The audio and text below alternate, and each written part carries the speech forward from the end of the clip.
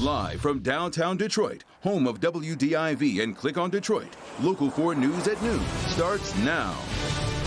A $3 billion boost to fix Michigan's crumbling roads. We're live as Governor Gretchen Whitmer lays out her plan to pay for it all. President Trump will be in Macomb County this afternoon, what he's expected to highlight at a plant in Warren as his impeachment trial continues in Washington. A family woken up by a big ball of fire. They try to escape a firebombing at their home, but a father doesn't make it out.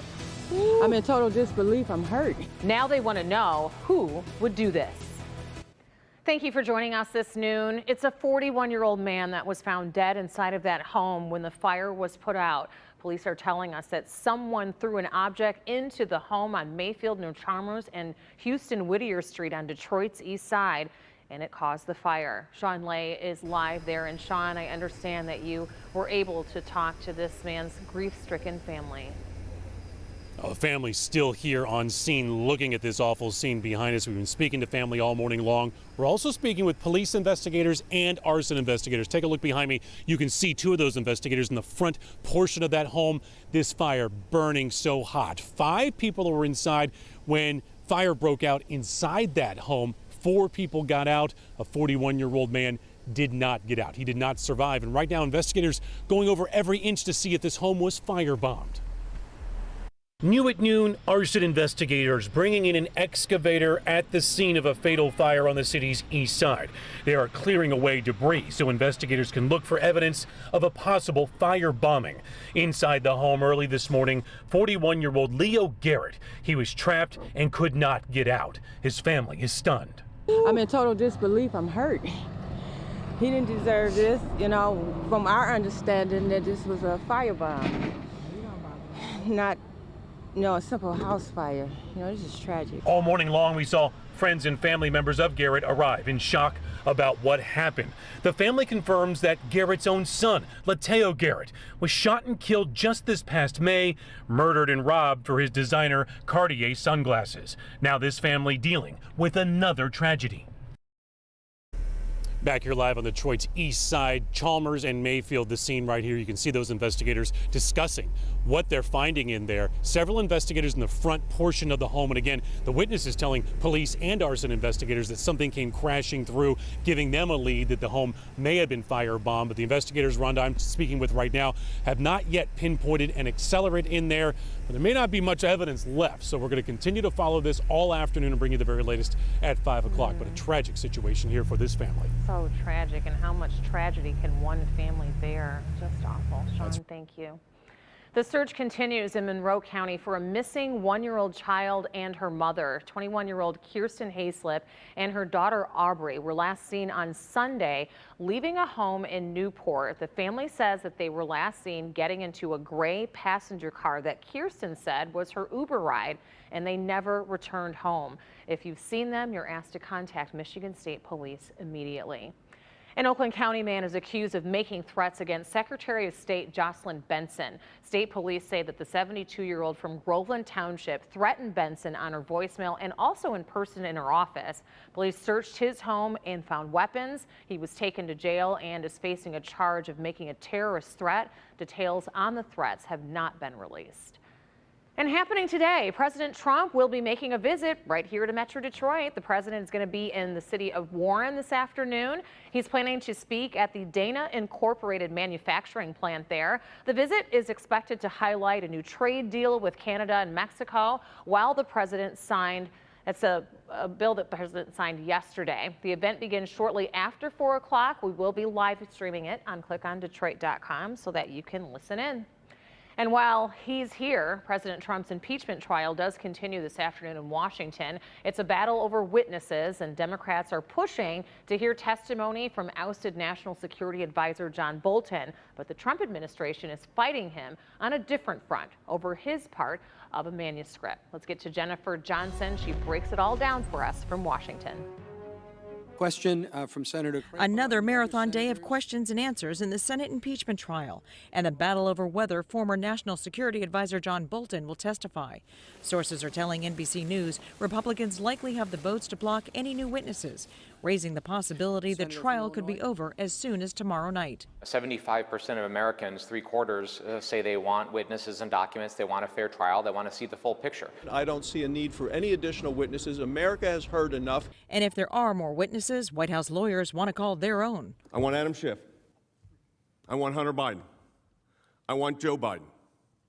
I want the whistleblower. Democrats eager to question Bolton, whose forthcoming book, according to the New York Times, ties President Trump's decision to withhold military aid to Ukraine to an investigation of the Bidens.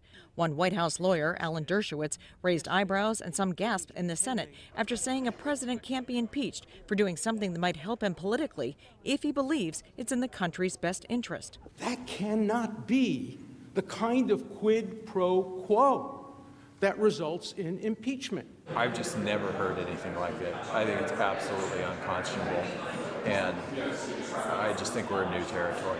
3 Republicans have expressed an interest in hearing from Bolton, but that would make it a 50-50 tie, meaning no new witnesses. Chief Justice John Roberts has indicated he won't insert himself in a tie that sets up a possible vote to acquit or convict the president late Friday.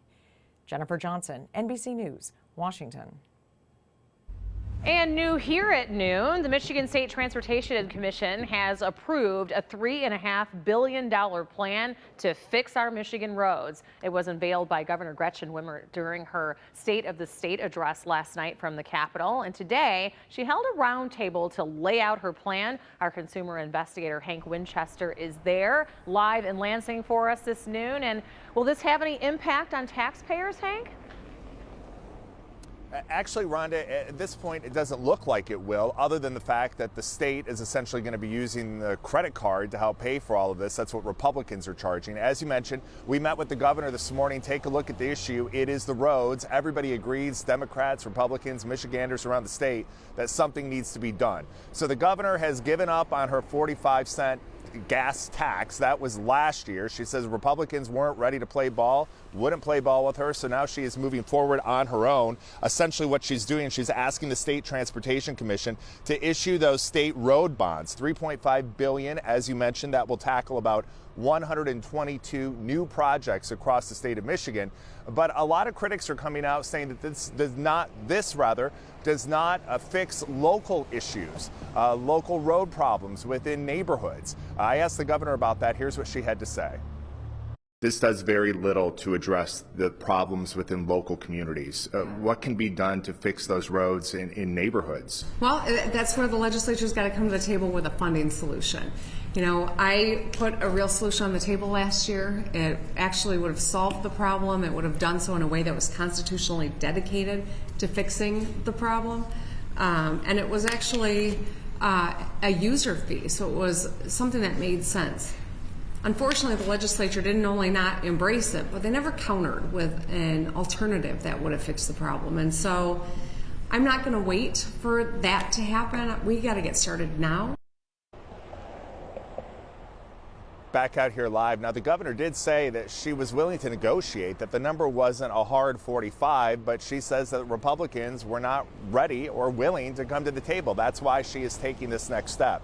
As you can imagine, though, there are Republican leaders not happy with this plan at all, and you're going to hear that part of the story tonight, starting at 5. We're live here in Lansing. Hank Winchester. Help me, Hank.